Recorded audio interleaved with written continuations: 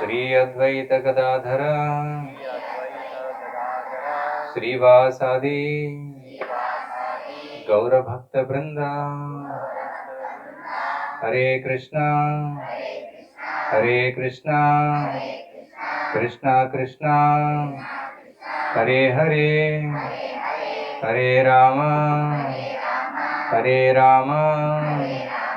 Rama Rama Hare Hare. Thank you. So ಇವತ್ತು ನಮ್ಮ ವಿಷಯವನ್ನ ಕಂಟಿನ್ಯೂ ಮಾಡೋಣ. ಲಾಸ್ಟ್ ಟೈಮ್ ನಾವು ಏನ್ ಡಿಸ್ಕಸ್ ಮಾಡಿದ್ದೆ ನೆನಪಿದೆಯಾ? Truthfulness. Yes, we discuss truthfulness. ನಾವು ಸತ್ಯವನ್ನ ಹೇಳಬೇಕು, ಸತ್ಯವನ್ನ ನಾವು ನಡಿಬೇಕು. We should walk truthfulness, we should live truthfully, we should speak truthfully. ಸತ್ಯವನ್ನ ನುಡಿಬೇಕು. ಮತ್ತೆ ಪರಮ ಸತ್ಯ ಅಂದ್ರೆ ದೇವರು. ಹೂ ಇಸ್ ಪರಮ ಸತ್ಯ? ಯಾ ಸತ್ಯವ್ರತಂ ಸತ್ಯಪರಂ ತ್ರಿಸತ್ಯಂ. ಶ್ರೀಕೃಷ್ಣನ ಇನ್ನೊಂದು ಹೆಸರು ಸತ್ಯ. ಈಸ್ ಟ್ರೂತ್ಫುಲ್, ಈಸ್ ಪರಮ ಸತ್ಯ. ನಾಟ್ ಜಸ್ಟ್ ಸತ್ಯ, ಪರಮ ಸತ್ಯ. ಸತ್ಯಂ ಪರಂ ಧೀಮಹಿ ಅಂತ ಭಾಗವತದಲ್ಲಿ ಹೇಳಲಾಗಿದೆ. ಸೊ ಕೃಷ್ಣ ಹೇಳಿದಾಗೆ ನಾವು ನಮ್ಮ ಜೀವನವನ್ನ ನಡೆಸಬೇಕು. So truthfulness last time we discuss. Before that we discussed, ಅದಕ್ಕೂ ಮುಂಚೆ ಫೋಕಸ್. ಫಸ್ಟ್ ಕ್ಲಾಸ್ ಅಲ್ಲಿ ಫೋಕಸ್, ಸೆಕೆಂಡ್ ಕ್ಲಾಸ್ ಅಲ್ಲಿ does God exist and gratitude, ಕೃತಜ್ಞತೆಯನ್ನ ನಾವು ಬೆಳೆಸ್ಕೋಬೇಕು ಅನ್ನೋದನ್ನ ಡಿಸ್ಕಸ್ ಮಾಡಿದ್ವಿ. ಓಕೆ. ಸೊ ಒಂದು ಊರಿತ್ತು. ಒಂದು ಊರಲ್ಲಿ ಒಂದು ಮನೆಯಲ್ಲಿ ಒಂದು ಪರಿವಾರದವರಿದ್ರು. ಅಂಡ್ ಇನ್ ದಟ್ ಹೋಮ್, ಆ ಮನೆಯಲ್ಲಿ ಒಳ್ಳೆ ಹಿರಿಯ ಅಜ್ಜ ಇದ್ದ, ಗ್ರ್ಯಾಂಡ್ ಫಾದರ್. ಅಜ್ಜ ಮೊಮ್ಮಗನಿಗೆ ತುಂಬಾ ಒಳ್ಳೆ ಪಾಠ ಹೇಳ್ತಾ ಇದ್ದ, ಹೇಳಕ್ ಪ್ರಯತ್ನ ಪಡ್ತಾ ಇದ್ದ. ಕೆಲವೊಂದು ಪಾಠವನ್ನ ಮೊಮ್ಮಗ ಕೇಳ್ತಾ ಇದ್ದ, ಕೆಲವೊಮ್ಮೆ ಕೇಳ್ತಾ ಇರ್ಲಿಲ್ಲ. ಇವ್ರು ಹಿಂಗೆ ಹೇಳ್ತಾ ಇರ್ತಾರೆ, ಏನೇನೋ ಹೇಳ್ತಾ ಇರ್ತಾರೆ ಅಂತ ಅವನು ಕೆಲವೊಂದು ಇಗ್ನೋರ್ ಮಾಡ್ತಾ ಇದ್ದ. ಒಮ್ಮೆ ಅಜ್ಜ ಹೇಳ್ತಾನೆ ಮೊಮ್ಮಗನಿಗೆ, ಮಗನೇ ಭಗವದ್ಗೀತೆ ಓದು ಅಂತ. ಏನ್ ಓದ್ಬೇಕು?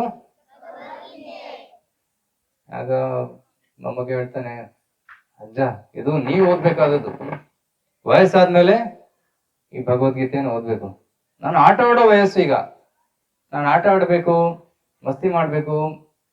ನಾನು ಫ್ರೀ ಆಗಿಬಿಟ್ಬಿಡಿ, ಭಗವದ್ಗೀತೆ ಯಾಕೆ ಓದಿಸ್ತೀರಾ ಅಂತ ಮೊಮ್ಮಗ ಹೇಳ್ದ. ಇದರಿಂದ ಏನ್ ಲಾಭ ಅಂತ ಕೇಳ್ತಾನೆ. ಮೊಮ್ಮಗ ಹೇಳ್ತಾನೆ, ಗೀತೆ ಓದೋದ್ರಿಂದ ಏನು ಲಾಭ ಅಂತ. ಆಗ ಅಜ್ಜ ಹೇಳಕ್ ಟ್ರೈ ಮಾಡ್ತಾನೆ, ಪ್ರಯತ್ನ ಪಡ್ತಾನೆ ಏನ್ ಲಾಭ ಅಂತ. ಆದ್ರೆ ಅವನ್ ತಲೆಯಲ್ಲಿ ಹೋಗ್ಲಿಲ್ಲ, ಮೊಮ್ಮಗನ ತಲೆಯಲ್ಲಿ ಅದು ಅರ್ಥ ಆಗ್ಲಿಲ್ಲ. ಆಗ ಅಜ್ಜ ಹೇಳ್ತಾನೆ, ಆಯ್ತು ನಿನ್ಗೆ ಒಂದು ಕೆಲಸ ಕೊಡ್ತೀನಿ, ಆ ಕೆಲಸ ತುಂಬಾ ನಿಷ್ಠೆಯಿಂದ ಪ್ರತಿದಿನ ಮಾಡ್ಬೇಕು ನೀನು ಅಂತ. ಅದೇನ್ ಕೆಲಸ? ಒಂದು ಬುಟ್ಟಿ ಕೊಡ್ತಾರೆ ಅಜ್ಜ. ಬುಟ್ಟಿ, ಎಂತ ಬುಟ್ಟಿ ಅದು? ಬಿದುರಿನ ಬುಟ್ಟಿ, ಬಾಂಬು. ಈ ಬಿದುರಿನ ಬುಟ್ಟಿಯನ್ನ ತಗೊಂಡು ಹತ್ತಿರದಲ್ಲಿ ಒಂದು ಹೊಳೆ ಇದೆ, ನೀರು ಹರಿತಾ ಇದೆ ಅಲ್ಲಿ. ಆ ಬಿದಿರಿನ ಬುಟ್ಟಿಯಲ್ಲಿ ನೀರು ತಗೊಂಡು ಇಲ್ಲಿ ಮನೆಗೆ ತರಬೇಕು. ಮನೆಯಲ್ಲಿ ಒಂದು ದೊಡ್ಡ ಒಂದು ಇದು ಏನಂತಾರೆ ಭಾಂಡೆ ಇದೆ, ಅದರಲ್ಲಿ ನೀನು ತುಂಬಬೇಕು. ಆಗ ಮೊಮ್ಮಗ ಹೇಳ್ತಾನೆ, ಅಜ್ಜ ಈ ಬಿದಿರಿನ ಬುಟ್ಟಿಯಲ್ಲಿ ನೀರ್ ಹೆಂಗ್ ಬರುತ್ತೆ? ಇಲ್ಲ, ನೀನ್ ಮಾಡ್ಬೇಕಿದು, ನೀನ್ ಮಾಡು ಅಂತ ಹೇಳ್ತಾರೆ. ಸೊ ಇವನು ಓಡೋಡ್ ಹೋಗ್ತಾನೆ, ನೀರು ತುಂಬಿಸ್ಕೊಂತಾನೆ, ನೀರು ತುಂಬುತ್ತೆ. ಓಡೋಡ್ ಬರೋಷ್ಟರಲ್ಲಿ ನೀರೆಲ್ಲ ಖಾಲಿ ಆಗಿರುತ್ತೆ. ಸ್ವಲ್ಪ ಒಂದು 4-5 ಹನಿ ಇತ್ತು, ಅದು ಹಾಕ್ತಾನೆ ಅದರಲ್ಲಿ. ಮತ್ತೆ ವಾಪಸ್ ಹೋಗ್ತಾನೆ, ಮತ್ತೆ ಓಡೋಡ್ ಫಾಸ್ಟ್ ಓಡೋಡ್ ಬರ್ತಾನೆ. ಯಾಕಂದ್ರೆ ನೀರು ಚೆಲ್ಲುವ ಮುಂಚೆನೆ ಅದನ್ನ ತರಬೇಕಲ್ಲಿ, ತಂದು ತುಂಬಿಸ್ಬೇಕು. ಈ ರೀತಿ 1 ವಾರ 2 ವಾರ ಓಡಾಡ್ತಾ ಇದ್ದ, ಪ್ರತಿದಿನ ಓಡಾಡ್ತಾ ಇದ್ದ. ಅದು ಬೊಗಣಿ ತುಂಬ್ತಾನೆ ಇರ್ಲಿಲ್ಲ, ಇಟ್ ವಾಸ್ ಎಂಪ್ಟಿ ಓನ್ಲಿ. ಹೇಗ್ ಸಾಧ್ಯ? ಬಿದಿರಿನ ಬುಟ್ಟಿಯಲ್ಲಿ ನೀರು ಹೇಗೆ? ಅದು ಏನಾದ್ರು ಒಳ್ಳೆ ಬಕೆಟ್ ಕೊಟ್ಟಿದ್ರೆ ಅದರಲ್ಲಿ ನೀರು ಹಿಡಿಯುತ್ತೆ, ಆದ್ರೆ ಬಿದಿರಿನ ಬುಟ್ಟಿಯಲ್ಲಿ ಹಿಡಿಯೋದಿಲ್ಲ. ಬರ್ತೇನೆ ಅಜ್ಜನ ಹತ್ರ, ಅಜ್ಜ ಏನ್ ಹೇಳಿದ್ರಿ ನೀವು? ಎಂತ ಕೆಲಸ ಕೊಟ್ಟಿದ್ದೀರಾ ನಂಗೆ? ನೀರು ಬರ್ತಾನೆ ಇಲ್ಲ, ಎಲ್ಲ ಚೆಲ್ಲೋಗ್ತಾ ಇದೆ. ಆಗ ಅಜ್ಜ ಹೇಳ್ತಾನೆ, ಬಾಮ್ಮ ಮಗನೇ, ನಾನು ತೋರಿಸ್ತೀನಿ ನೀನು ಏನ್ ಕೆಲಸ ಮಾಡಿದೀಯ ಅಂತ. ಆ ದಾರಿಯಲ್ಲಿ ನಾನು ಹೂವಿನ ಬೀಜಗಳನ್ನ ಚೆಲ್ಲಿದ್ದೆ, ನೀನು ನೀರು ಓಡೋಡಿ ತರ್ತಾ ಇದ್ದೆಯಲ್ಲ, ಆಗ ನೀರೆಲ್ಲ ಕೆಳಗಡೆ ಬೀಳ್ತಾ ಇತ್ತು. ಆ ಬೀಜಗಳು ಈಗ ಮೊಳಕೆ ಹೊಡೆದಿವೆ ನೋಡು, ಬೆಳೀತಾ ಇದ್ದಾವೆ. ನಿನ್ನ ಪರಿಶ್ರಮ ವ್ಯರ್ಥವಾಗಿಲ್ಲ. ಮತ್ತೆ ಇನ್ನೊಂದು ಹೇಳ್ತಾನೆ, ಆ ಬುಟ್ಟಿ ನೋಡು, ಆ ಬುಟ್ಟಿಯಲ್ಲಿ ಕಲ್ಲಿದ್ಲು ಇಡ್ತಾ ಇದ್ವಿ, ಕಪ್ಪಗಾಗಿತ್ತು. ಈಗ ನೀನು ನೀರು ತರ್ತಾ ಇದೆಯಲ್ಲ, ಅದೆಲ್ಲ ಕಲರು ಹೋಗ್ಬಿಟ್ಟಿದೆ, ಹೊಡಿತಾ ಇದೆ ನೋಡು, ಫ್ರೆಶ್ ಆಗಿ ಕ್ಲೀನ್ ಆಗಿದೆ. ಅರ್ಥ ಆಯ್ತಾ? ಆಗ ಅಜ್ಜ ಕೇಳ್ತಾನೆ, ಇದ್ರ ಏನ್ ಅರ್ಥ ಆಯ್ತು ಅಂತ. ಮಗ ಯೋಚನೆ ಮಾಡ್ತಾ ಇದ್ದ, ಏನ್ ಅರ್ಥ ಆಯ್ತು? ಯಾರಿಗಾದ್ರೂ ಏನಾದ್ರು ಅರ್ಥ ಆಯ್ತಾ ಇಲ್ಲಿ? ಏನ್ ಪಾಠ ಕಲಿಬೋದು ಇಲ್ಲಿ?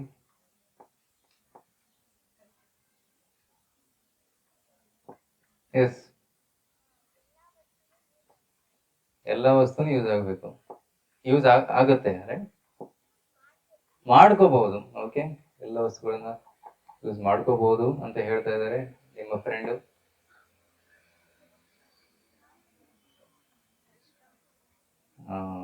ಆಗ ಅಜ್ಜ ಹೇಳ್ತಾನೆ, ಎಸ್,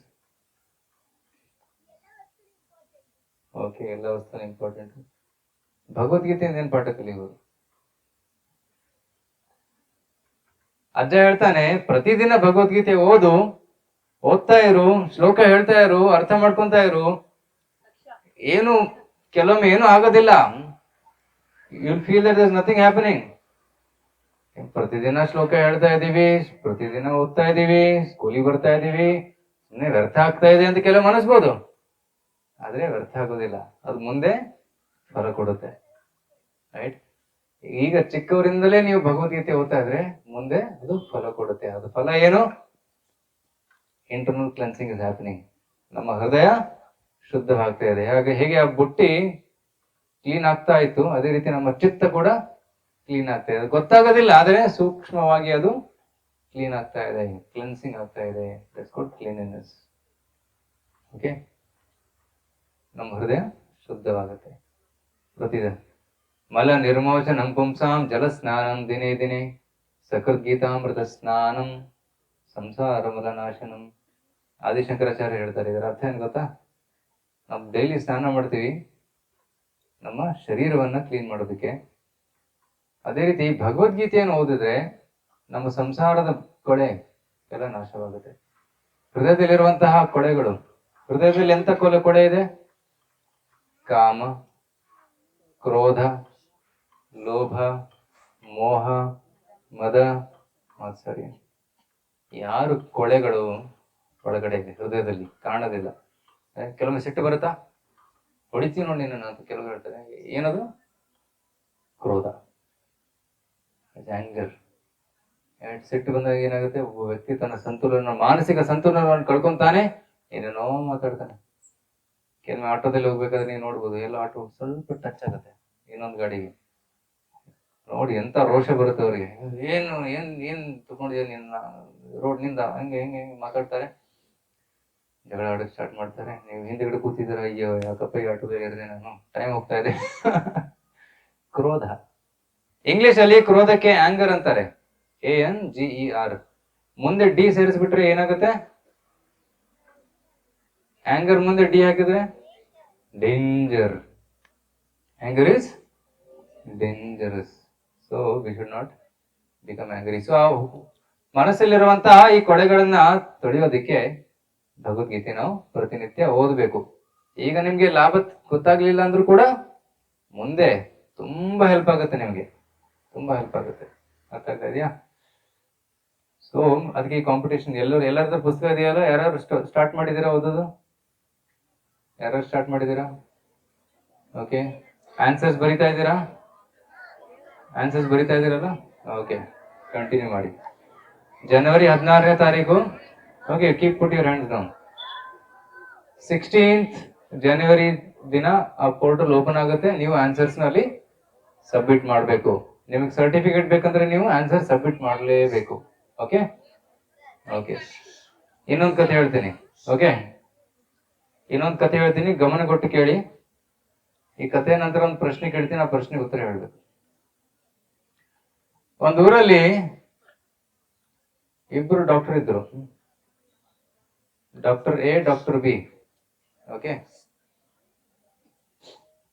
ಸೊ ಡಾಕ್ಟರ್ ಎ ತುಂಬಾ ಇಂಟೆಲಿಜೆಂಟ್.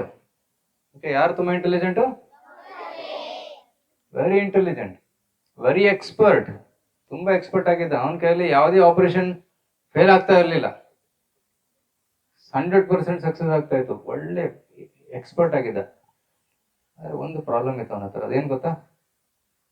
ಕೆಲವು ಆಪರೇಷನ್ ಅಂತ ಹೋದಾಗ ದುಡ್ಡು ಮಾಡೋದಕ್ಕೆ ಕೆಲವೊಂದು ಕಿಡ್ನಿ ಕದೀತಾ ಇದ್ದ.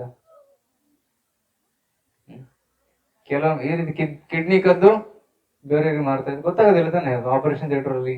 ಏನ್ ಗೊತ್ತಾಗುತ್ತೆ? ಅನಸ್ತೇಶದಲ್ಲಿ ಕಣ್ಣು ಮುಚ್ಚಿರ್ತಾರೆ, ಏನ್ ಕಟ್ ಮಾಡಿ ಅಂತ ಯಾರಿಗೆ ಗೊತ್ತಾಗುತ್ತೆ? ಸೊ ಅವನು ಕದ್ದು ಮಾರ್ತಾ ಇದ್ದ, ದುಡ್ಡು ಸಂಪಾದನೆ ಮಾಡ್ತಾ ಇದ್ದ, ಆದ್ರೆ ಎಕ್ಸ್ಪರ್ಟ್ ಆಗಿದ್ದ.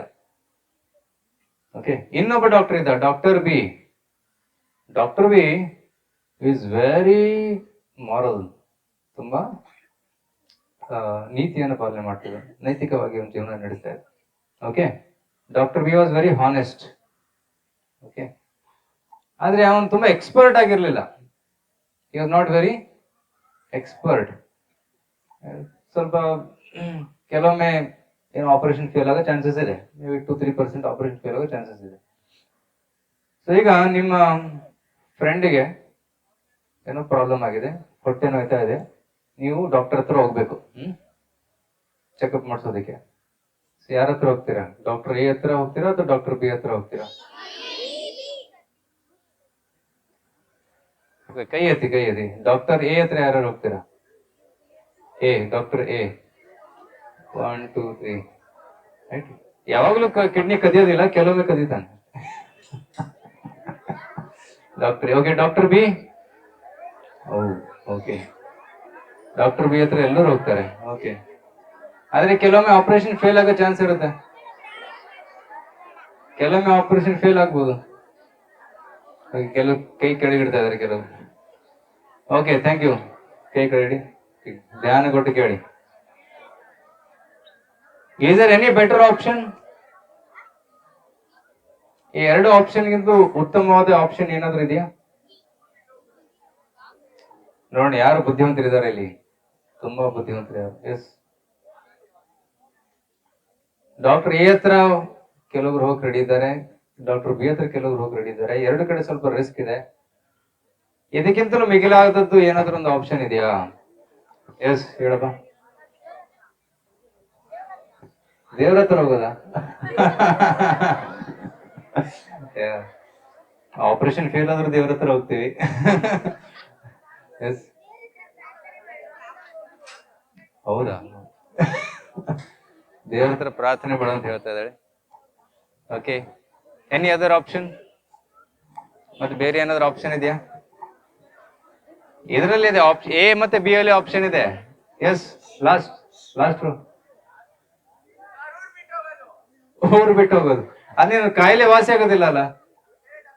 ಬೇರೆ ಡಾಕ್ಟರ್ಗೆ ಹೋಗ್ತೀಯಾ? ಓಕೆ,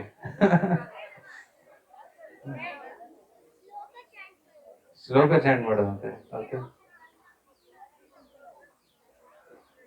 ಓಕೆ, ನಾವು should I reveal the answer? Okay. So this friend, he went to Dr. B. Okay, he went to Dr. B.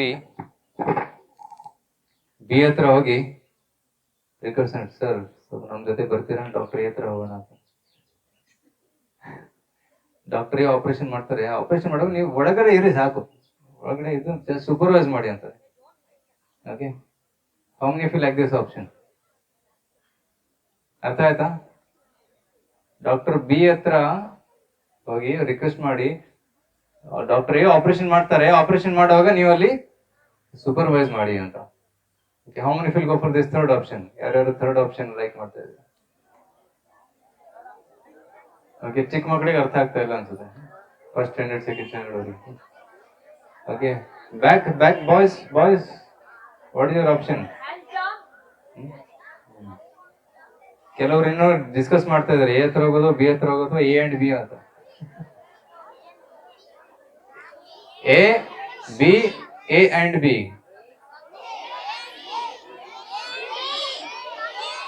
A and B okay A and B thank you. Okay raise put your hands down. ಕೈ ಕಡೆಗಡಿ, ಕೈ ಕಡೆಗಡಿ. Hare Krishna. So ಇದರಿಂದ ಏನ್ ಅರ್ಥ ಆಗುತ್ತಂದ್ರೆ doctor A ಹತ್ರ ಏನಿತ್ತು? ಕೌಶಲ್ಯತೆ ಇತ್ತು, expertise ಇತ್ತು. ಹರೇ ಕೃಷ್ಣ ಅಟೆನ್ಷನ್ಗೆ. ಡಾಕ್ಟರ್ ಎ ಹತ್ರ ಏನಿತ್ತು? ಕೌಶಲ್ಯತೆ ಇತ್ತು. ಡಾಕ್ಟರ್ ಬಿ ಹತ್ರ ಹಾನೆಸ್ಟಿ ಇತ್ತು. ಆದ್ರೆ ಎರಡೂ ಒಬ್ನಲ್ಲೇ ಇದ್ರೆ ಅದು ಒಳ್ಳೆ ತಾನೆ. If both qualities are there in one, then that is the best. So we also ನಮ್ಮ ಜೀವನದಲ್ಲಿ ಕೂಡ ನಾವು ಚರಿತ್ರೆಯನ್ನು ಬೆಳೆಸ್ಕೋಬೇಕು, ನಾವು ಹಾನೆಸ್ಟ್ ಆಗಿರ್ಬೇಕು, ಸತ್ಯವಂತರಾಗಿರ್ಬೇಕು. ಅದಲ್ಲದೆ ನಾವು ನಮ್ಮ ಕೌಶಲ್ಯತೆಯನ್ನು ಕೂಡ ಬೆಳೆಸ್ಕೋಬೇಕು. ರೈಟ್? ಸ್ಪೋರ್ಟ್ಸ್ ಅಲ್ಲಾಗ್ಲಿ, ಡ್ಯಾನ್ಸ್ ಅಲ್ಲಾಗ್ಲಿ, ಅಥವಾ ಐ ಕ್ಯೂ ಅಲ್ಲಾಗ್ಲಿ, ಅಥವಾ ನೀವು ಕೆಲವೊಬ್ಬರ ಮುಂದೆ ಇಂಜಿನಿಯರ್ ಆಗ್ಬೋದು, ಡಾಕ್ಟರ್ ಆಗ್ಬೋದು, ಏನೇ ಆಗ್ಲಿ ನೀವು ಆ ಫೀಲ್ಡ್ ಅಲ್ಲಿ ಎಕ್ಸ್ಪರ್ಟ್ ಆಗಿರ್ಬೇಕು. You should become expert in that field. ಅದಲ್ಲದೆ ಚರಿತ್ರೆಯನ್ನು ಕೂಡ ಬೆಳೆಸ್ಕೋಬೇಕು. Right? So that's what Bhagavad Gita is teaching us. Bhagavad Gita ಏನ್ ಕಲಿಸುತ್ತೆ? Character with competence. ಕ್ಯಾರೆಕ್ಟರ್ ಮತ್ತೆ ಕಾಂಪಿಟೆನ್ಸ್ ಎರಡನ್ನು ನಾವು ಬೆಳೆಸ್ಕೋಬೇಕು. ಸೊ ಇವತ್ತು ಭಗವದ್ಗೀತೆಯ ಇನ್ನೊಂದು ಶ್ಲೋಕವನ್ನು ಓದೋಣ. ಓಕೆ, ನಾನು ಹೇಳ್ತೀನಿ, ನೀವು ಕೇಳಿ. 13ನೇ ಅಧ್ಯಾಯ 8ನೇ ಶ್ಲೋಕ 13.8. ಲಾಸ್ಟ್ ಟೈಮ್ ನಾನು 16.2 ತಗೊಂಡಿದ್ದೆ, ಇವತ್ತು 13.8. ದಯವಿಟ್ಟು ಹೇಳಿ. ಅಮಾನಿತ್ವಂ ಅಧಂಬಿತ್ವಂ ಅಹಿಂಸಾ ಶಾಂತಿರ್ ಆರ್ಜವಂ ಆಚಾರ್ಯೋಪಾಸನಂ ಶೌಚಂ ಸ್ಥೈರ್ಯಂ ಆತ್ಮವಿನಿಗ್ರಹ. ಒಂದು ಶ್ಲೋಕದಲ್ಲಿ ಕೃಷ್ಣ 9 ಮುಖ್ಯವಾದ ಗುಣಗಳನ್ನು ವರ್ಣನೆ ಮಾಡ್ತಾ ಇದ್ದಾನೆ. 9. ಇನ್ನೊಂದ್ಸಲ ಹೇಳಿ. ಅಮಾನಿತ್ವಂ ಅಧಂಬಿತ್ವಂ ಅಹಿಂಸಾ ಕ್ಷಾಂತಿರಾರ್ಜವಂ ಆಚಾರ್ಯೋಪಾಸನಂ ಶೌಚಂ ಸ್ಥೈರ್ಯಂ ಆತ್ಮವಿನಿಗ್ರಹ.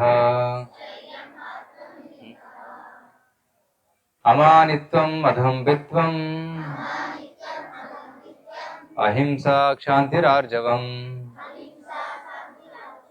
ಆಚಾರ್ಯೋಪಾಸನಂ ಶೌಚಂ ಸ್ಥೈರ್ಯಂ ಆತ್ಮವಿನಿಗ್ರಹ. ಅಮಾನಿತ್ವಂ ಅಂದ್ರೆ ನಾವು ವಿನಮ್ರವಾಗಿರಬೇಕು. ಅಮಾನಿತ್ವಂ ಹ್ಯೂಮಿಲಿಟಿ ಅಂತ ಕರೀತಾರೆ. ಹ್ಯೂಮಿಲಿಟಿ ಅಂದ್ರೆ ಏನು? ವಿನಮ್ರತೆ. ಸೊ ಒಂದು ಗಿಡದಲ್ಲಿ ಹಣ್ಣುಗಳು ತುಂಬಿದ್ರೆ ಆ ಗಿಡ ಹೇಗಿರುತ್ತೆ? ಬಗ್ಗತ್ತೆ. ರೈಟ್? ಎತ್ತರ ನಿಲ್ಲುತ್ತಾ ಅದು ಬಗ್ಗತ್ತಾ? ಅದೇ ರೀತಿ ಯಾರು ಸಂಪೂರ್ಣ ಜ್ಞಾನದಿಂದ ಸಂಪನ್ನರಾಗಿರ್ತಾರೋ ಅವರು ವಿನಮ್ರವಾಗಿರ್ತಾರೆ. ಯಾರು ಸಂಪೂರ್ಣ ಜ್ಞಾನವನ್ನು ಹೊಂದಿಲ್ವೋ ಅವರು ತುಂಬಾ ಗರ್ವದಲ್ಲಿರ್ತಾರೆ. ನನಗೆ ಎಲ್ಲ ಗೊತ್ತು, ನಾನೇ ಶ್ರೇಷ್ಠವಾದವನು, ನಾನು ಎಲ್ಲರಿಗಿಂತ ಉತ್ತಮ ಅಂತ ಒಂದು ಗರ್ವ ಹೊಂದಲಿರುತ್ತೆ. ಆದ್ರೆ ಯಾರು ನಿಜವಾದ ಜ್ಞಾನವನ್ನು ಪಡೆದಿದ್ದಾರೋ ಅವರು ವಿನಮ್ರವಾಗಿರ್ತಾರೆ. ಓಕೆ, ಹರೇ ಕೃಷ್ಣ. ನಾ ಯಾವ ಕ್ವಾಲಿಟಿ ಬಗ್ಗೆ ಹೇಳ್ತಾ ಇದೀವಿ ಈಗ? Humility, not humanity. ಹ್ಯೂಮಿಲಿಟಿ ಅಂದ್ರೆ ವಿನಮ್ರತೆ ಅಥವಾ ಅಮಾನಿತ್ವಂ.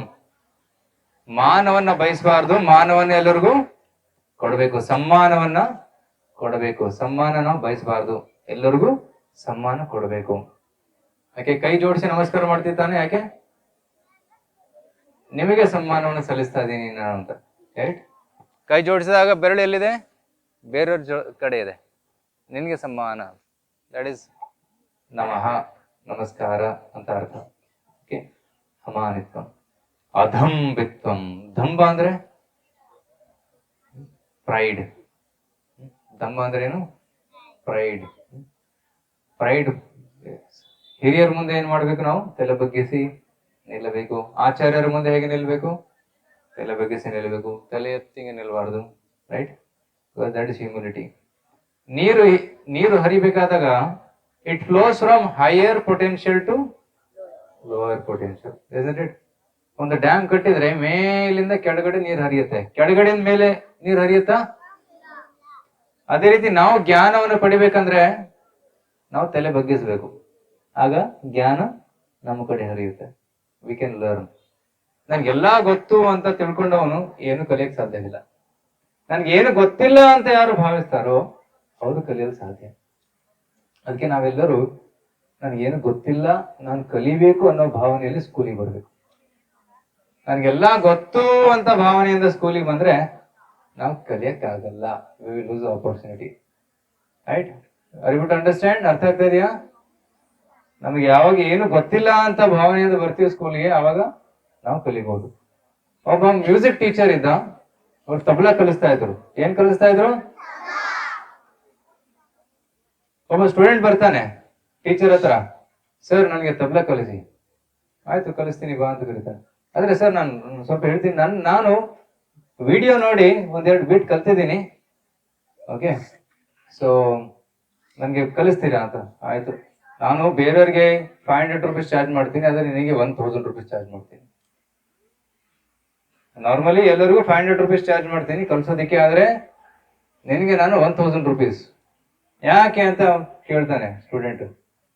ಆಗ ಟೀಚರ್ ಏನಂತಾರೆ, ನೀನೇನೋ ತಪ್ಪು ಕಲ್ತಿದೀಯಾ, ನನ್ಗೆ ಗೊತ್ತು ಅಂತ ನೀನ್ ತಿಳ್ಕೊಂಡಿದೀಯಾ, ಅದನ್ನ ಫಸ್ಟ್ ನಾನು ತೆಗಿಬೇಕು, ಅದಕ್ಕೆ 500 rupees ಎಕ್ಸ್ಟ್ರಾ ಎಫರ್ಟ್ ನಾನು ಹಾಕ್ಬೇಕು, ಅದಕ್ಕೆ ಎಕ್ಸ್ಟ್ರಾ ಫೀಸ್ ಕಲೆಕ್ಟ್ ಮಾಡ್ತಾ ಇದ್ದೀನಿ. ನಾವ್ ಏನೋ ತಪ್ಪು ಕಲ್ಕೊಂಡು ಗುರುಗಳ ಹತ್ರ ಬಂದ್ರೆ ಗುರುಗಳು ಫಸ್ಟ್ ತಪ್ಪು ಕಲ್ತಿದ್ದನ್ನ ಅದು ಸರಿ ಮಾಡ್ಬೇಕಾಗುತ್ತೆ, ತಿದ್ದಬೇಕಾಗುತ್ತೆ, ನಂತರ ಸರಿಯಾದದನ್ನು ಕಲಿಸ್ಬೇಕಾಗುತ್ತೆ. ಅದಕ್ಕೆ ನಾವು ಗುರುಗಳ ಹತ್ರ ಹೇಗೆ ಬರ್ಬೇಕು? ನನಗೆ ಏನು ಗೊತ್ತಿಲ್ಲ ಅನ್ನೋ ಭಾವನೆಯಿಂದ ಬರಬೇಕು. We should come like A empty slate. Then teacher can teach you how to write. Or empty book. Nowadays we don't use slates. Right? We use books. Book use ಮಾಡ್ತಿದ್ದಾನೆ. ಬುಕ್ ಅಲ್ಲಿ ಏನೇನೋ ಬರ್ದಿದ್ರೆ ಟೀಚರ್ ಏನ್ ಬರ್ಸಕ್ಕಾಗುತ್ತಾ ಅಲ್ಲಿ? ಇಲ್ಲ. So ಖಾಲಿ ಪುಸ್ತಕ ತರ ನಾವು ಶಾಲೆಗೆ ಬರಬೇಕು. So that's humility. ಅಂಡ್ ಅಮಾನಿತಂ ಅಧಂಬಿತ್ವಂ, ಪ್ರೈಡ್ಲೆಸ್ನೆಸ್. ನೆಕ್ಸ್ಟ್ ಅಹಿಂಸಾ. ಅಹಿಂಸಾ ಬಗ್ಗೆ ಲಾಸ್ಟ್ ಟೈಮ್ ಹೇಳಿದ್ದೆ ನಾನು. ಪ್ರಾಣಿ ಹಿಂಸೆ ಮಾಡಬಾರ್ದು, ಕೊಲ್ಲಬಾರ್ದು, ಅನ್ಯರಿಗೆ ಹಿಂಸೆ ಕೊಡಬಾರ್ದು ಅಂತ. ಅಹಿಂಸಾ. ಶಾಂತಿ ಅಂದ್ರೆ ಟಾಲರೆನ್ಸ್. ನಾವು ಟಾಲರೆನ್ಸ್ ಬೆಳೆಸ್ಕೋಬೇಕು. ಟಾಲರೆನ್ಸ್ ಅಂದ್ರೆ ಏನು? ಕೆಲವೊಮ್ಮೆ ಕಷ್ಟ ಬರುತ್ತೆ, ಕಷ್ಟ ಬಂದಾಗ ಅದನ್ನ ಟಾಲರೇಟ್ ಮಾಡಬೇಕು. ಫಾರ್ ಎಕ್ಸಾಂಪಲ್ ಈಗ ಚಳಿಗಾಲ ಸ್ಟಾರ್ಟ್ ಆಗ್ತದೆ ತಾನೆ, ಚಳಿ ಚಳಿ ಚಳಿ ಚಳಿ ಇದೆ ಅಂತ ಬೆಳಿಗ್ಗೆ ಹೇಳ್ದೇ ಇರಕ್ಕಾಗತ್ತಾ? ಚಳಿ ಇದ್ರೂ ಹೇಳ್ಬೇಕು. ಎದ್ದು ಸ್ನಾನ ಮಾಡಿ ಸ್ಕೂಲಿಗೆ ಬರಬೇಕು. ಕರೆಕ್ಟ್? ಚಳಿ ಇದೆ ನಾನು ಸ್ಕೂಲಿಗೆ ಹೋಗಲ್ಲ ಅಂತ ಮಲ್ಕೊಂಡ್ಬಿಡಕ್ಕಾಗತ್ತಾ? ಇಲ್ಲ. ಸೊ ಬೇಸಿಗೆಗಾಲದಲ್ಲಿ ತುಂಬಾ ಸೆಕೆ ಇದೆ ಅಂತ ನಾನು ಇವತ್ತು ಅಡಿಗೆ ಮಾಡಲ್ಲ ಅಂತ ಹೇಳಕ್ಕಾಗತ್ತಾ? ಅಮ್ಮ ಹೇಳ್ತಾಳೆ ಯಾವಾಗ್ಲೂ ಅಡಿಗೆ ಮಾಡೋದಿಲ್ಲ ನನಗೆ. ರೈಟ್? ಬೇಸಿಗೆಗಾಲ ಇದ್ದು ಇಷ್ಟು ಸೆಕೆ ಇದ್ರು ಕೂಡ ಅಡಿಗೆ ಮನೇಲಿ ಹೋಗಿ ಗ್ಯಾಸ್ ಹಚ್ಚಿ ಅಡಿಗೆ ಮಾಡ್ತಾಳೆ, ಬೆಳ್ತಾಳೆ, ಆದ್ರೂ ಕೂಡ ಅಡಿಗೆ ಮಾಡ್ತಾಳೆ. ದಟ್ಸ್ ಡ್ಯೂಟಿಫುಲ್ನೆಸ್. ಸೊ ಕಷ್ಟ ಇರ್ಲಿ ಅಥವಾ ಸುಖ ಇರ್ಲಿ, ಏನೇ ಇರ್ಲಿ, ನಮ್ಮ ಕರ್ತವ್ಯನ ನಾವು ಬಿಡಬಾರ್ದು. So we have to tolerate inconveniences. Called ಶಾಂತಿ. ಆರ್ಜವ ಅಂದ್ರೆ ನಾವು ಸಿಂಪಲ್ ಆಗಿರ್ಬೇಕು. ಸಿಂಪ್ಲಿಸಿಟಿ ಅಂದ್ರೆ ಸರಳ ಜೀವನ. ಎಷ್ಟು ಬೇಕು ಅಷ್ಟೇ ನಾವು ನಮ್ಮ ಹತ್ರ ಇಟ್ಕೋಬೇಕು. ಒಬ್ಬ ವ್ಯಕ್ತಿ ಇದ್ದ, ಅವನ ಹತ್ರ 50 ಪೇರ್ ಶೂಸ್ ಇತ್ತು. ಎಷ್ಟು ಪೇರ್ ಇತ್ತು? ಬೇಕಾ ಅಷ್ಟು? ಆ 50 ಪೇರ್ ಶೂಸ್ ಇಡೋದಕ್ಕೆ ಒಂದು ಒಳ್ಳೆ ರೂಮ್ ಮಾಡ್ಬೇಕಾಯ್ತು. ಅದನ್ನು ಮೇಂಟೈನ್ ಮಾಡೋದಕ್ಕೆ ಒಬ್ಬ ಎಂಪ್ಲಾಯ್ ಇಟ್ಕೋಬೇಕಾಯ್ತು, ಕ್ಲೀನ್ ಮಾಡೋದಕ್ಕೆ, ಡೈಲಿ ಪಾಲಿಶ್ ಮಾಡೋದಕ್ಕೆ. ಮತ್ತೆ ಇವತ್ತು ಯಾವ ಶೂಸ್ ಹಾಕೋಬೇಕು ಅಂತ ಯೋಚನೆ ಮಾಡೋದಕ್ಕೆ 10 ನಿಮಿಷ ಬೇಕಾಗುತ್ತೆ. ಈ ಕಲರ್ ಮ್ಯಾಚಿಂಗು, ಈ ಶೂಸ್ ಯಾವುದು, ತುಂಬಾ ಟೈಮ್ ವೇಸ್ಟ್. ಅದು ಸರಳ ಜೀವನ ಅಥವಾ ಕಾಂಪ್ಲಿಕೇಟೆಡ್ ಜೀವನ? ಕಾಂಪ್ಲಿಕೇಟೆಡ್ ಜೀವನ. ಅದಕ್ಕೆ ಸರಳ ಜೀವನ. 1 ಪೇರ್ ಶೂಸ್, 1 ಪೇರ್ ಚಪ್ಪಲ್, 1 ಪೇರ್ ಸ್ಪೋರ್ಟ್ಸ್ ಶೂಸ್ ಸಾಕು, ಮತ್ತೆ ಎಷ್ಟು ಬೇಕಿಲ್ಲ ಜಾಸ್ತಿ. ರೈಟ್? ಬಟ್ಟೆ ಎಷ್ಟು ಜೊತೆ ಇರಬೇಕು? ಎಷ್ಟು ಬೇಕು ಅಷ್ಟೇ. ಸುಮ್ಮನೆ 50 ಪೇರ್ ಬಟ್ಟೆ ಹಿಂಗೆ ಇಟ್ಕೊಂಡ್ಬಿಟ್ರೆ ಅದನ್ನ ಮೇಂಟೈನ್ ಮಾಡೋದಕ್ಕೆ ಕಷ್ಟ ತಾನೆ. ಸರಳ ಜೀವನ ಅಂದ್ರೆ ನಮ್ಮ ಜೀವನಕ್ಕೆ ಎಷ್ಟು ಬೇಕೋ ಅಷ್ಟೇ ತಗೊಂಡ್ಬರ್ಬೇಕು. ಅದೇ ಆಧುನಿಕ ಜಗತ್ತಿನ ಏನಾಗಿದೆ, ಈ ಮಾಲ್ ಅಲ್ಲಿ ಹೋಗ್ತಾರೆ, ಬುಟ್ಟಿ ತುಂಬ್ಕೊಂಡ್ ಬರ್ತಾರೆ, ಬೇಡದೆ ಆಗಿದ್ದನ್ನೆಲ್ಲ ತುಂಬ್ಕೊಂಡು ಬರ್ತಾರೆ.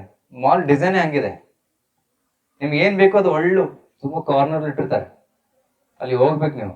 ತಗೊಂಡ್ಬರುವಾಗ ಇದು ಹೊಸದ್ ಬಂದಿದೆ, ಇದನ್ನ ತಗೋಣ ಎಲ್ಲ ಹಾಕೊಂಡು ಬಂದ್ಬಿಡ್ತಾರೆ. ಅದನ್ನೆಂದು ಯೂಸೇ ಮಾಡೋದಿಲ್ಲ, ಮನೇಲಿ ಬಿದ್ದಿರೋದು ಅಷ್ಟೇ. 2 ವರ್ಷ ಆದ್ಮೇಲೆ ಬೇಕಿಲ್ಲ ಅಂತ ಕಸದ ಬುಟ್ಟಿ ಹಾಕ್ಬಿಡ್ತಾರೆ. So this called consumerism. Advertisement industry ಏನಿದೆ, it's making us consumer and also customer. जो कष्ट कर करके मरता है वो कस्टमर. ये हिंदी तरीके से कष्ट कर करके मरता है कस्टमर. कंज्यूमर कंज्यूम कर करके मर जाता है कंज्यूमर. ನಮ್ಮ ಪಾಕೆಟ್ ಖಾಲಿ ಮಾಡೋದಕ್ಕೆ ಮಾಲ್ಸ್ ಇದೆ. Okay, best is to go to some kirana shop, ಕೇರಿ ಸಕ್ಕರೆ ಕುಡಿ ಅಂತ ತಗೊಂಡ್ಬಂದ್ಬಿಡೋದು ಅಷ್ಟೇ. ಮಾಲಿಗೆ ಹೋದ್ರೆ ಅರ್ಧ ಗಂಟೆ 1 ಗಂಟೆ ಆದ್ರೂ ಬರೋದೇ ಇಲ್ಲ. isn't it? ಸೊ ಅದು ಆರ್ಜವ. ನೆಕ್ಸ್ಟ್ ಹೇಳಿ, ಆಚಾರ್ಯೋಪಾಸನಂ. ಆಚಾರ್ಯೋಪಾಸನ ಅಂದ್ರೆ ಗುರುಗಳಿಗೆ ಸಮ್ಮಾನವನ್ನು ನೀಡಬೇಕು, ಉಪಾಸನೆ ಮಾಡಬೇಕು. We should worship guru, right? ಗುರು ದೇವೋ ಭವ ಅಂತ ಶಾಸ್ತ್ರದಲ್ಲಿ ಹೇಳಲಾಗಿದೆ. So one should treat guru as good as god and worship him as good as god, right? Here's acharya upasana, right? So we should obey the orders of teachers, we should follow the orders of the gurus. That's called ಆಚಾರ್ಯ ಉಪಾಸನ. ಬರೀ ಕೈ ಮುಗಿದು ನಮಸ್ಕಾರ ಮಾಡೋದಲ್ಲ, ಅವ್ರು ಏನ್ ಹೇಳ್ತಾರೆ ಅದನ್ನ ಕೇಳ್ಬೇಕು, ಅವನೇ ನಿಜವಾದ ಶಿಷ್ಯ. ಶಿಷ್ಯ ಈ ಶಬ್ದ ಹೇಗೆ ಬರುತ್ತೆ, ಶಾಸನ ಪದದಿಂದ ಬರುತ್ತೆ. ಯಾರು ಶಾಸನವನ್ನ ಪಾಲನೆ ಮಾಡ್ತಾರೋ ಅವರೇ ಶಿಷ್ಯರು. ಶಾಸನ ಅಂದ್ರೆ ಏನು? Rules and regulations given by the guru. ಗುರುಗಳು ಹೇಳಿದಂತಹ ಮಾತನ್ನ ಯಾರು ಕೇಳ್ತಾರೋ ಅವರೇ ಶಿಷ್ಯ, ಇಲ್ಲಾಂದ್ರೆ ಅವನು ಶಿಷ್ಯನಲ್ಲ. ಶೌಚಂ. ಶೌಚಂ ಅಂದ್ರೆ ಕ್ಲೀನ್ನೆಸ್, ಕ್ಲೀನ್ ಆಗಿ ಇಟ್ಕೋಬೇಕು. ಒಂದು ಬಾಹ್ಯ ಶೌಚವಿದೆ, ಇನ್ನೊಂದು ಆಂತರಿಕ ಶೌಚ ಇದೆ. External cleanliness, internal cleanliness. External cleanliness ಅಂದ್ರೆ ಬಟ್ಟೆ ಕ್ಲೀನ್ ಆಗಿರ್ಬೇಕು. We should wear fresh clothes. ಸಾಧ್ಯವಾದ್ರೆ ಪ್ರತಿದಿನ ಒಗೆದಿರೋ ಬಟ್ಟೆ ನೋಡ್ಕೋಬೇಕು, ದಟ್ಸ್ ದ ಹೈಯೆಸ್ಟ್ ಸ್ಟ್ಯಾಂಡರ್ಡ್. ನಮ್ಮ ಶೂಸ್ ಕ್ಲೀನ್ ಆಗಿರ್ಬೇಕು. ಸಾಕ್ಸ್, ಒಂದು ಹಾಸ್ಟೆಲ್ಗೆ ಹೋಗಿದ್ದೀವಿ ಪ್ರೋಗ್ರಾಮಿಂಗ್ ಅಂತ, ಗಬ್ಬು ವಾಸನೆ ಬರ್ತಾ ಇದೆ. ಸಾಕ್ಸ್ ಎಷ್ಟು ದಿನ ಆಯ್ತು ತೊಳೆದೇ ಇರಲಿಲ್ಲ. ಕೆಲವೊಮ್ಮೆ ಬರ್ತಾರೆ, ಯಾರೋ ಬರ್ತಾರೆ ರೂಮ್ ಒಳಗಡೆ, ಗಬ್ಬು ವಾಸನೆ ಬರುತ್ತೆ. ಯಾಕೆ? ಸೊ ತುಂಬಾ ಕ್ಲೀನ್ ಆಗಿ ಇಟ್ಕೋಬೇಕು, ಪ್ರತಿದಿನ ತೊಳಿಬೇಕು. ನಿಮ್ಮ ಬ್ಯಾಗು, ಕಾಲೇಜ್ ಬ್ಯಾಗು ಕ್ಲೀನ್ ಆಗಿರ್ಬೇಕು, ಅದ್ರಲ್ಲಿ ಕಸ ತುಂಬಿರ್ಬೋದು ಕೆಳಗಡೆ. ನಿಮ್ಮ ಟಿಫಿನ್ ಬಾಕ್ಸ್ ಕ್ಲೀನ್ ಆಗಿರ್ಬೇಕು, ಪ್ರತಿದಿನ ತೊಳಿಬೇಕು. ಎಸ್ಪೆಷಲಿ ಕಾರ್ನರ್ ಅಲ್ಲಿ ಏನು ಅಂಟ್ಕೊಂಡಿರುತ್ತಲ್ಲಿ ಅದು ಕ್ಲೀನ್ ಆಗಿ ತೊಳಿಬೇಕು. ಯಾರು ತೊಳಿಬೇಕು? ನೀವು ತೊಳಿಬೇಕಾ ಯಾವ ಬೇರೆಯವ್ರಿಗೆ ತೊಳಿಸ್ಬೇಕಾ? ನಮ್ಮ ಕೆಲಸವನ್ನ ಕರೆಕ್ಟ್, ರೈಟ್? ಸೊ ಬಟ್ಟೆ ಕ್ಲೀನ್ ಆಗಿರ್ಬೇಕು, ಟಿಫಿನ್ ಬಾಕ್ಸ್ ಕ್ಲೀನ್ ಆಗಿರ್ಬೇಕು, ಬ್ಯಾಗ್ ಕ್ಲೀನ್ ಆಗಿರ್ಬೇಕು. ನಿಮ್ಮ ಸ್ಟಡಿ ಟೇಬಲ್, ಬುಕ್ಸ್ ಕ್ಲೀನ್ ಆಗಿರ್ಬೇಕು, ಮತ್ತೆ ಅದು ಸರಿಯಾದ ಜಾಗದಲ್ಲಿ ಇರಬೇಕು. ಪೆನ್ನು ಸರಿಯಾದ ಜಾಗದಲ್ಲಿ ಇರಬೇಕು. Everything should have A place and everything should be in its place. ನನ್ನಿಂದ ಹೇಳಿ, everything should have A place and everything must be in its place. ನಿಮ್ಮ ಬ್ಯಾಗ್ ಅಲ್ಲಿ ಪೆನ್ ಎಲ್ಲಿ ಇಡಬೇಕು ಅಲ್ಲೇ ಇಡಬೇಕು, ಬುಕ್ ಎಲ್ಲಿ ಹೋಗ್ಬೇಕು ಅಲ್ಲೇ ಹೋಗ್ಬೇಕು. ನಿಮ್ಮ ಟೇಬಲ್ ಮೇಲೆ ಕೂಡ ಬುಕ್ಸ್ ಎಲ್ಲಿ ಇಡಬೇಕು ಅಲ್ಲೇ ಇಡಬೇಕು, ಪೆನ್ ಎಲ್ಲಿ ಇಡಬೇಕು ಅಲ್ಲೇ ಇಡಬೇಕು, ನಿಮ್ಮ ಬಟ್ಟೆ ಎಲ್ಲಿ ಇಡಬೇಕು ಅಲ್ಲೇ ಇಡಬೇಕು. ಇದೇನಾಗುತ್ತೆ, ಸಾಯಂಕಾಲ ಮನೆಗೆ ಹೋದ್ಮೇಲೆ ಬಟ್ಟೆ ಇಲ್ಲಿ ಎಸಿತಾರೆ, ಸಾಕ್ಸ್ ಇಲ್ಲಿ ಎಸಿತಾರೆ, ಬುಕ್ಸ್ ಅಲ್ಲಿ ಎಸಿತಾರೆ. ನಾಳೆ ಬೆಳಿಗ್ಗೆ ಸ್ಕೂಲಿಗೆ ಬರ್ಬೇಕಾದ್ರು, ಅಮ್ಮ ನನ್ ಸಾಕ್ಸ್ ಸಿಗ್ತಾ ಇಲ್ಲ, ಎಲ್ಲಿ ಇದೆ? That's unclean, that's not discipline. Discipline ಅಂದ್ರೆ ಏನು? ನಿಗದಿತವಾದ ಜಾಗ ಇರಬೇಕು, ಆ ಜಾಗದಲ್ಲಿ ಆ ವಸ್ತುವನ್ನ ಇಟ್ಟಿರಬೇಕು. That's called discipline. ಅರ್ಥ ಆಗ್ತಾ ಇದೆಯಾ? Is called shaucham. ಹೊರಗೆ ಕ್ಲೀನ್ ಮಾಡಬೇಕು, then we should also clean our heart. ಮನಸ್ಸನ್ನು ಹೇಗೆ ಶುದ್ಧಗೊಳಿಸುವುದು? By chanting Bhagavad Gita, by chanting mantra. Right, first ಕ್ಲಾಸಲ್ಲಿ ನಾನು ಹೇಳಿದೆ ಮನಸ್ಸನ್ನು ಶುದ್ಧಿಗೊಳಿಸೋದಕ್ಕೆ ಮೇನ್ ಅಸ್ತ್ರ is mantra. Okay, so please chant after me. Hare Krishna Hare Krishna, Krishna Krishna Hare Hare, Hare Rama Rama Rama Hare Hare. ಒಟ್ಟಿಗೆ ಹೇಳೋಣ. ಹರೇ ಕೃಷ್ಣ ಕೃಷ್ಣ ಕೃಷ್ಣ ಹರೇ ಹರೇ, ಹರೇ ರಾಮ ರಾಮ ರಾಮ ಹರೇ ಹರೇ.